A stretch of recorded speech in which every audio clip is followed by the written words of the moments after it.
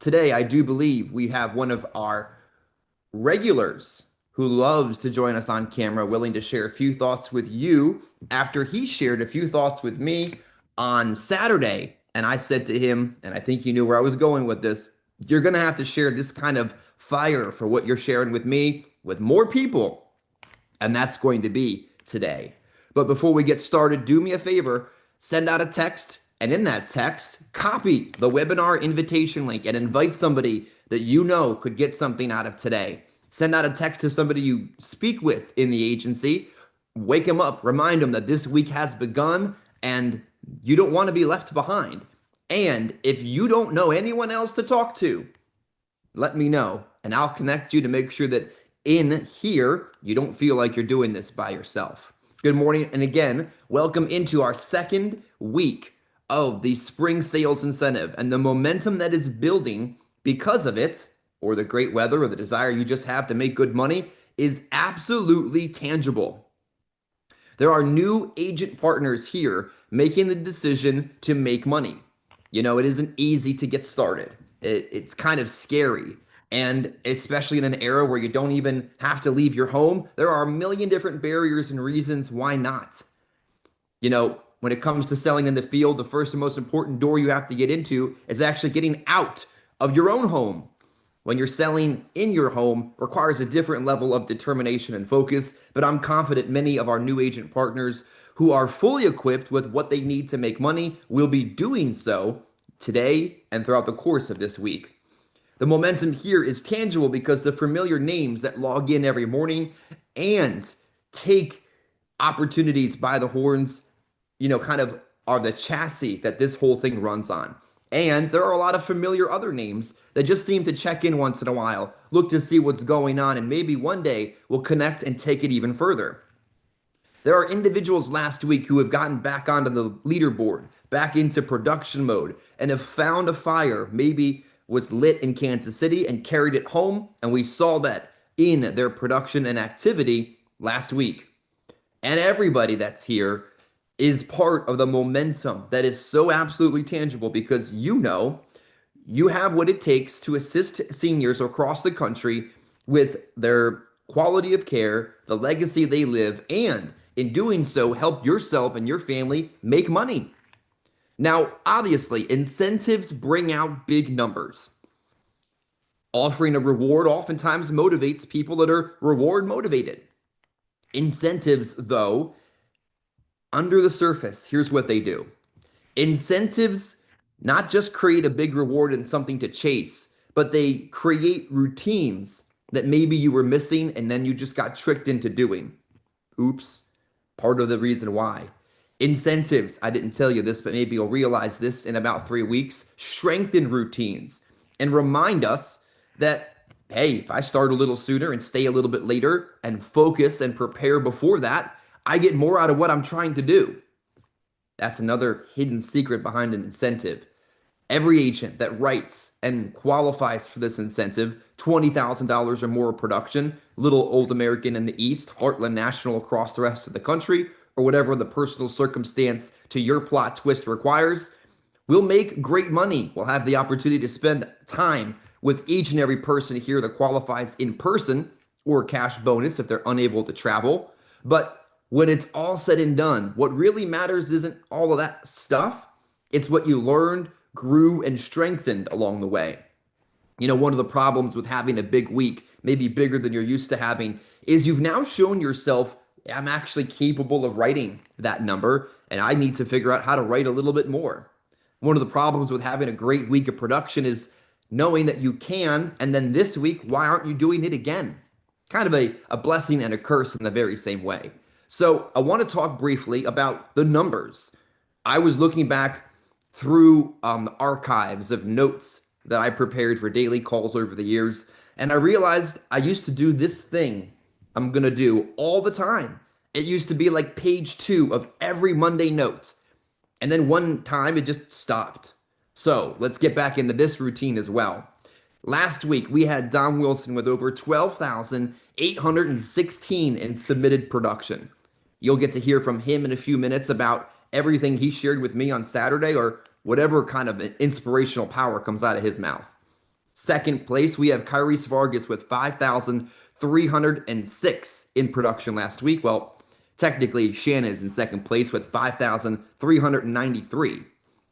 Next, we have Phil in Pennsylvania with 5,096 in reported production. Don't forget to report your production. You write an app, you post that thing in Slack so that we can celebrate and I can keep track. Fourth, Ricky Raymond with 5,093 in production.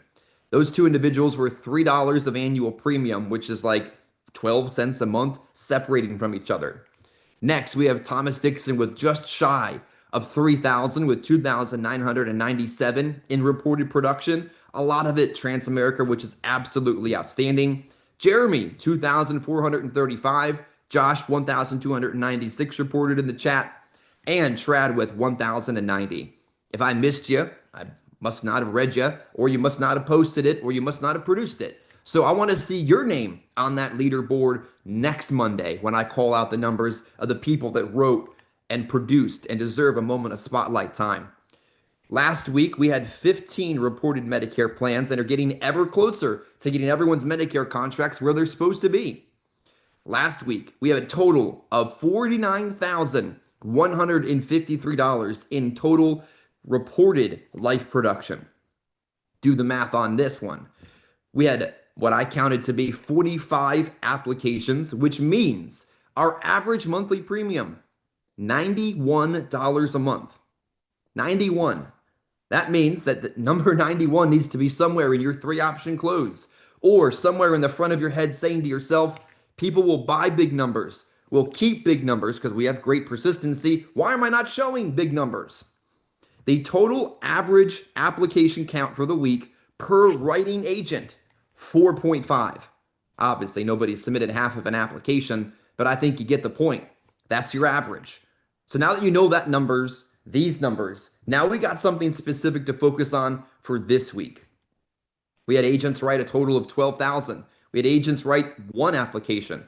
You got a lot of room to work and grow when you know what the numbers are. 49,000 in production. I think if we did it before, we can absolutely top 50. Your average monthly premium, $91. The average application count per agent, 4.5. So, do you want to hit the average? Do you want to break the average? Or do you want to fall below it? Now that we know these numbers, we can keep them front and center. This week, I need your help in helping me keep track of these totals. That means when you post a sale, do me a quick moment of pause. Look at the number before and the number after, total it all up to help us keep track of where our agency total is as well. The floor is always 35,000. The ceiling, which I think we can absolutely crack this week, is 50. When we keep track of these numbers and we keep them front and center, we have something that we can work for together. But also, that collective number has a lot to say and a lot to do with how your personal number looks. And how your personal number looks directly says what your bank account looks like. So all these things work together. Hopefully you're getting the obvious that I'm stating here. So when you post a sale this week, post it, then take a look at what the total is for the agency, count it up, and let's keep track of that number together. As we put these numbers front and center, I've got 3 quick practical things to share with you before we open up the rest of the call to our co-host for today. Just a second. So first, practical suggestion to make sure you at least hit that average app count, that you keep track of that average monthly premium, and that you put yourself on the leaderboard, or if you are, you increase that number that you did last week. First one is to put a full faith effort into every qualified presentation that you have. You know the numbers that it takes to make it to the presentations. We reviewed that last week. If you weren't sure what those were, go back on YouTube. I think that video is there. Rewatch it. If you're not putting an effort into finding a problem or solving a problem for the person on the other end of the table or on the other end of the phone, you're missing out. All that we really are problem solvers. If we understand that, we're not salespeople. We can't sell them something that they're technically never going to use. You can't sell something to someone that technically doesn't cost any money. We're problem solvers. Putting a full faith effort into that presentation doesn't necessarily mean hard closing Miss Johnson on buying insurance, but it does mean thinking front and center each time that my job is to move her to action, that my job is to show solid numbers and to give a consistent presentation. It isn't to wander around a meaningless and middling conversation. It's to give a structured presentation. And in each and every opportunity that I have, to look for not just the low-hanging fruit, but what other opportunities are there. I mean, it comes up more times than you realize, especially if you're not paying attention to it. I had one go by me last week that I need to make sure that I don't let happen again. I had a great conversation with a husband on the phone, and I didn't even bother to ask any information about his wife, who he took care of all of the information for. Unacceptable. Put a full faith effort into not just capturing the low-hanging fruit, but any and all opportunities you feel you can achieve in that presentation. Second, find the extra time that you can put in. Guess what? It isn't going to kill you. It isn't going to cause your marriage to collapse, your kids to forget who you were as a parent, but it might actually raise your personal bar a little bit higher. Nobody says you have to sell 7 days out of the week, but I do say that everybody can find like 10% more that they can put out than they did the week before. I'll give you an example. Hold myself accountable, or at least demonstrate it. Friday, my phone rang. On the other end, the phone rang with the phone number that is the CRM calling me. I don't know why this is happening at that moment. I pick it up. I'm doing plenty of other things that have different levels of moderate importance. None of them life-threatening or that important, really, but I picked up the phone. On the other end of the phone, the automated voice says, "You have a new lead. Press 1 to connect." And a thought and a moment goes by in my head that some stray automation has connected that I don't know why it is. Somebody has clicked on an ad. I don't know why they are. Just answer the phone. So I pressed 1. On the other end of the phone that Friday afternoon was a lady in Texas that was an easy opportunity after about 25 minutes to put her back in a devoted plan that was a little bit better than the one she had before, and out of the plan someone had just flipped her into. Look for the reason to find that 10%, and you'll be absolutely happy in you that you actually did it. You know, I could have avoided that phone call. That devoted application isn't going to pay the bills and save me from this or make me of that. But the action reminded me that I should take and do it and not avoid it. Third practical tip before we get to our co-host this morning is to just keep it fun. You know, I can detect in certain circumstances, speaking with individuals in this industry, frustration. Like people that are just freaking frustrated in that moment. And guess what? If I can detect it, if you were just on the phone or just in a home with somebody, they can detect it too. The people we sit with or sell to over the phone are not financial wizards. They're not, CEOs or executives, or honestly, in many cases, achieved very much stature or prominence in life. But what they do have is a BS detector, and they do have an emotional thing that they can read. Street smarts, let's call it that. People that are on the phone with me or texting in anger and frustration, I know are projecting that very same thing into the sale they just had or they're just about to. Got to find a way to keep it fun. Look, remind yourself, what you're doing isn't hard manual labor. You're not responding to down power lines in the middle of a tornado today. You're not responding to an emergency, a heart surgery, a challenging military operation like it's final expense sales. You're not making complicated, multifactorial business decisions that will impact the entire economy from the head of a corporate office, selling old people insurance. Keep it fun. It isn't that hard. It isn't that scary. It isn't that complicated, but it is something that you can keep fun and lighthearted. The people we sit with and speak to in some cases are absolutely hilarious. I think sometimes when they're in a remote sales situation, they think this is a therapy line after or during or a part of the process of getting a policy. They tell you the craziest things. I'm thinking to myself, once, sir, I don't need to know that your penis is crooked. I don't know how that's going to affect the copays of this plan, but they'll tell it to you, and that's absolutely hilarious. The fact that we can make money in the process of doing some of these things is absolutely mind-blowing. Like the fact that you go into a person's home and in an hour or less, you've walked out with their life history, their social, their medical information, and their bank information. And then within a day or a month, money is put in your bank account is wild. Keep work fun. Laugh off the curveballs. Bad things are going to happen. But if you carry that positive energy around, guess what? You'll remember that sales is a transfer of emotion. And that kind of emotion can create the energy that is fun, infectious, and the kind of energy that people want to do business with. After listening to this gentleman share his thoughts about the industry with me on Saturday, that transfer of emotion and that energy was so infectious. I said to him, "You're going to have to share that with the group as soon as possible." And that happens to be today.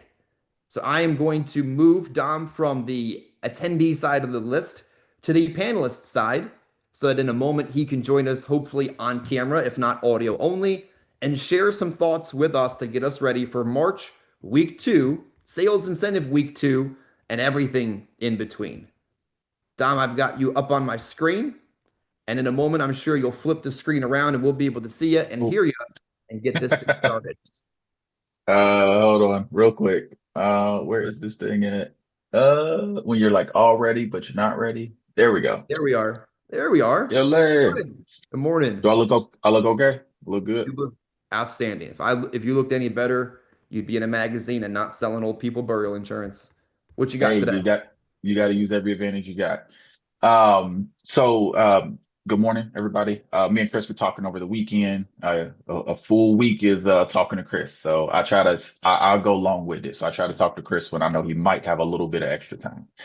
Um, and we got to talking about the industry. And this is something for new agents and experienced agents. It actually reinvigorated me.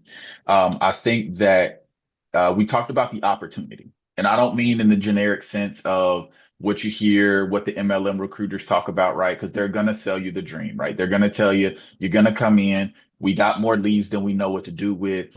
You just got to call the people up, right? We've all heard it. We've all seen the pitches. Or if you're an experienced agent, oh, I got a magic system. I got secret sauce. I got something that nobody else has, right? Just bring all your contracts over to me, sight unseen, no proof, right? Oh, this random person you've never heard of in a webinar is doing 20,000 a week, right? Whatever. And what we talked about is the fact that a lot of agents don't realize that like you can do that wherever you are. Chris has laid a foundation for us here. And plenty of other companies, they lay a foundation for you. Their goal is to have a marketing channel. You need people to see. Chris is going to provide an initial marketing system for you. That does not have to stop there, right? Plenty of people I won't say evolved, that's a strong word, have decided to do something a little different, to put their own little spin on it. That's not secret sauce. That's just the next step, right? When you start a job, they're going to give you training and say, okay, this is what you start with. You don't stay there. I don't care if you're a restaurant worker, a paramedic, doesn't matter what you do. You don't stay in that exact same thing. Because if you do, we would kind of look at you sideways. If you've been doing this for 10 or 15 years, right, at a certain point, and you're doing everything that was still the initial training, then you have somewhere dropped the ball. You've dropped the ball somewhere. Your job then is to learn the basics and then take the next steps. There's plenty of ways to make money in this business, right? You can make six figures just doing burial life insurance. You don't have to stay there. Chris says, hey, you can continue to do the same final expense that we do, and then you can take a next step and do Medicare. So while you're making money to feed your family, you can build that renewal income. That's an option. There are people who buy bigger final expense policies. I know. I sell them all the time, right? There are people looking for 30, 40, and 50,000. 30 is not a lot when you're 52. 30 costs quite a bit at 72, right? That's going to be a $2,000 a month premium minimum, right? They're a smoker. That's going to cost even more. So if you can build the skill set to find those people, right? To do the marketing to attract them, if you can build the skill set to offer this in a way where there's value there. Because I've had times I've offered it and they say, I don't see the value in that much for that little. Well, for that person, either I didn't build enough value or they just don't see it. And that's fine. The next thing is you want to have enough people to talk to. You don't get so caught up chasing one person. I told Chris, I had a lady who told me I can't get my father approved anywhere. Asked him the questions, went through. He was in his 80s. I get him approved. She's like, okay, I don't have my banking. We're going to do that. I have spoken to that lady one time since then. So something that she couldn't get approved, like, and this would have been another, again, like $2,000 a month premium. How many people would have stalked this lady? You got her approved. She gave all the signs that, like, this is what we've been looking for. Nobody else could get him approved for day one coverage. And then basically ghost, right? Basically silence after that. I've texted her at times. I know she's off of work, all of that. I'm not been out of shape about it. Because guess what? I got plenty of other people to talk to, plenty of other people to find. When I posted a sale and I told Chris it was a $2,000 premium or whatever it was, Chris was like, "Oh, you found them?" And I'm like, "No, I found another one." Yeah, I'm going to go get another one, right? There's plenty of fish in the sea, as they say. But the thing that you have to understand is you don't get there without being obsessed with this business. Obsession, right, is when you decide that you're going to do much more than the minimum. You're going to do much more than the average. The minimum will get you fired at a job. The average will keep you regularly paid at a job. But the people who get obsessed, the people who go above and beyond, those are the most highly paid people in our industry. And you only have to hyperfixate or obsess over one avenue of this business. You could be the most average salesperson in this business, but decide you're gonna be obsessed with recruiting. You're gonna talk to everybody you see. You're gonna run the Indeed ad, the ZipRecruiter ad. You're gonna bring in everybody. You're gonna give the opportunity to everybody. That's one way to do it. You could say, I'm going to master sales. That if you come across my phone, you sit across from me from across the table, you're going to get the absolute best offer. I'm going to bring that pain out. I'm going to do that, right? I'm obsessed with making sure that nobody that comes in front of me isn't getting a master sales presentation. You can master marketing. You're going to say my pipeline is going to be so full that even though I'm a slightly above average salesperson, that I'm going to make sure I got so many people to talk to. It's impossible for me not to win. You have to become obsessed because obsession means you have skewed the balance, right? That scale, you've skewed the scale so much in the favor on one of those crucial elements of the business that it's impossible. It's unreasonable for you not to win. If you're not seeing the success that you want, have you made it unreasonable that you're not seeing that success? That's what you have to ask yourself. Whether it's marketing, whether it's sales, whether it's technology and systems, there are plenty of systems out there. And I want to backtrack to one thing because I didn't mean to mislead you to say there is no secret sauce out there, but it's not magic. It's things that people have figured out. I have spent a lot of time in marketing, not working in marketing, but actually studying marketing over the last 2 years. That has allowed me to get an understanding of how to make a video, right? So I understand that offer. I understand a hook, that first 5 seconds before people scroll. I understand the life cycle of a Facebook lead, right? So that means that now I can really dive in at a level that the average agent cannot. As sad as it sounds, I'm better than 95% of agents on marketing. That means that now I can craft something unique to me that other people cannot. And it's not unique in the world. Other people could do it, but it's unique to me and it's rare in our industry. So I see outsized returns from that. Again, this is not to, Chris has provided a fantastic foundation for you, right? I didn't start to see real success until I came here. I started at Primerica. I did 3 years over there. I went to every meeting. I'm not even going to act like I didn't put the effort in. I'm not saying that there's nobody winning over there. That's not what we're saying. Somebody else got obsessed and figured things out and won over there. It didn't work for me, and it doesn't work for a lot of agents because the system is not really set up for the average agent to be able to come in and have success. I was on my lunch breaks, signing, having people fill out fake surveys to just to get an exchange of information. Hey, can I ask you a few questions? Right. That's what I was doing on my lunch breaks. I was going to every meeting. We're all clapping and hurrahing and doing all this, and nobody's making money. Nobody's posting sales. Okay. I went to another opportunity after that. Okay.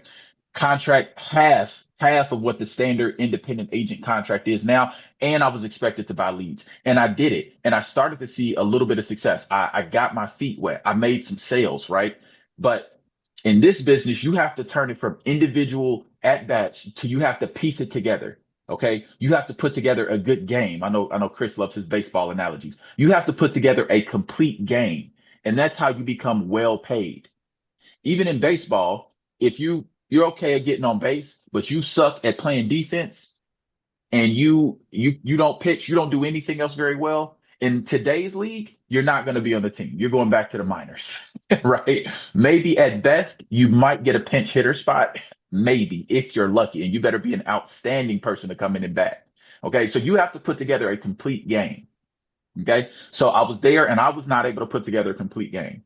From there, I landed at another opportunity. Again, I was getting better everywhere I went. But Chris had something here that was unique that most people did not offer. He offered support. He actually cares because he did check in with me. And because he saw that I was already producing something, I showed him that I could do something. He said, okay, I'm willing to invest in you. I'm willing to check in with you. What do you need from me? Okay. And then I had to tell him what I needed. I ran ideas by him. Chris would say, "Oh yeah, that sounds great," or "I think you're overthinking that," or "Hey, let's try it. Let's see what happens." So we did a lot of that. I didn't know if you had actual Chris questions you want to ask Chris, but I got one or two. For the sake of time, what you did Saturday is a perfect example of the 10% more. You didn't actually need to do it. You wrote plenty of business. You got plenty of like the money's fine, but the something drove you to go 10% further and write a piece of business that wrote more than some people would write in a month. That's a 10% type situation. So why'd you do that? honestly, I'm disappointed in myself. I really wanted us as a team to cross 50,000. So I was like, we're this close. I was like, there's 5,000 sitting in my book somewhere, right? So Hmm. the fact that we landed at what 49, I was just like, you got to be kidding me. Like I was texting somebody last night and I had a rewrite Yeah. that needed to be done on the bulk life term. And I actually sent it out and she signed it this morning. She didn't sign it last night though. So I don't Yeah. count it till they sign it in remote. But Yeah. I also look when you're hot, be hot. My February, honestly, from a deposit revenue perspective, wasn't that great. Okay. But guess what? I was like, you don't stop. You just keep pushing. You tweak where you can. And then March has been, we're right back on track. In fact, I'm on pace to like completely blitz past it. Like, I don't know. This might be my new highest month, right? We still got 14, 15 days left in the month.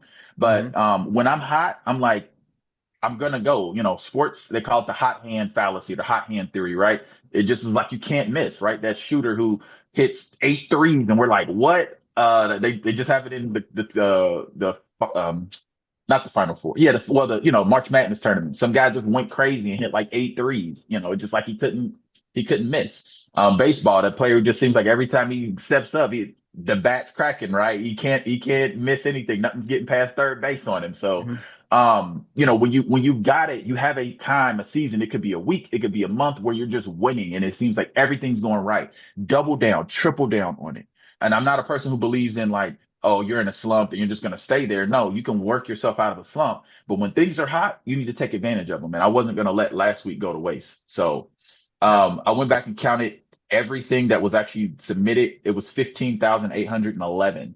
Everything I submitted all together. And that's not including a case I submitted that finally got approved, like actually like went from pending to approved. So if I count that, it's not 18,928.